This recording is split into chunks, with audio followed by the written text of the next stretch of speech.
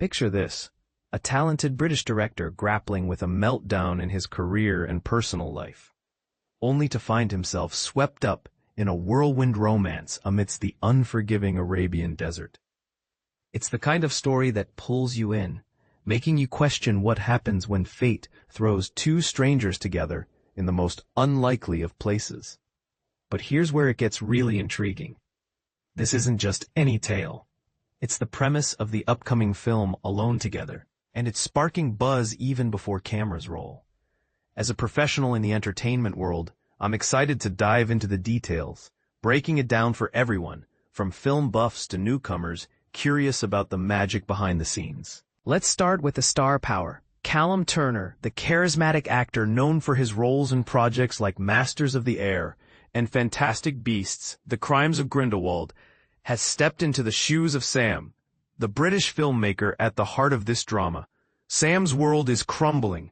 Think a career in limbo and personal demons haunting him when he heads to the Arabian desert for a work assignment.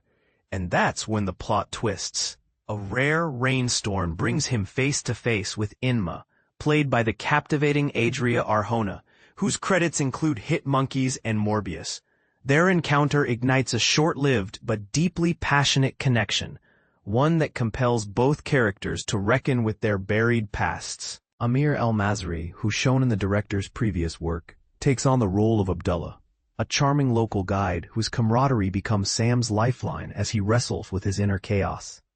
Directing this emotional roller coaster is Ben Sharrock, the British filmmaker making waves with his second feature. He not only wrote the script, but also helmed it, following up on his acclaimed 2020 debut Limbo, which featured El-Masry and earned rave reviews for its poignant exploration of immigrant experiences. It's worth noting that Limbo was an official selection at the Cannes Film Festival and scooped up multiple BAFTA nominations, including for Best British Film and Outstanding Debut by a British writer, director, or producer. This background adds layers of anticipation for Alone Together, as Sharrock's style often blends humor with heartache in ways that feel refreshingly honest and relatable. And this is the part most people miss, the production side, which is just as fascinating. The film is being brought to life by producers Federica St. Rose and Florian Zeller through their company Blue Morning Pictures. Zeller, the Oscar-winning talent behind The Father and the Son, brings his expertise in intimate family dramas to the table, teaming up with St. Rose for this venture. Filming is slated to kick off in March 2026 in Oman, where the vast sandy expanses will serve as a breathtaking natural set. Imagine the logistical marvel of shooting in such a remote location. It could be a dream for cinematographers, but also a challenge that tests everyone's limits. For beginners in film appreciation, think of it like how directors use real-world environments in movies such as Lawrence of Arabia to enhance the storytelling, making the desert not just a backdrop, but a character itself. Now, onto the promotion angle. Hanway Films is set to unveil Alone Together to potential buyers at the American film market, a key event in the industry where deals are made and new projects get their big break.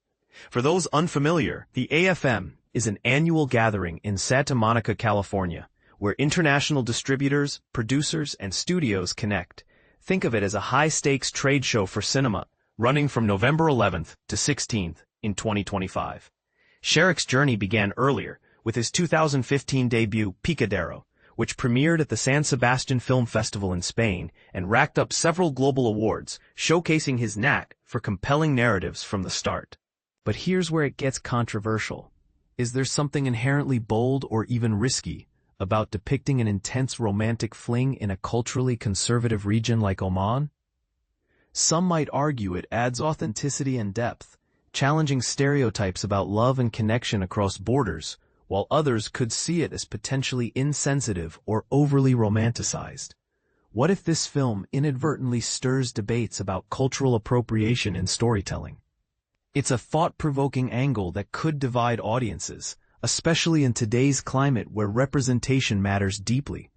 Does a story like this honor diverse experiences, or does it simplify them for Western audiences? I'd love to hear your take. Do you think such cross-cultural tales can bridge gaps, or do they sometimes widen them? And on a personal note, Are you excited for more films exploring emotional crises in exotic settings? Or do you prefer stories grounded closer to home? Drop your opinions in the comments below. Let's chat about it.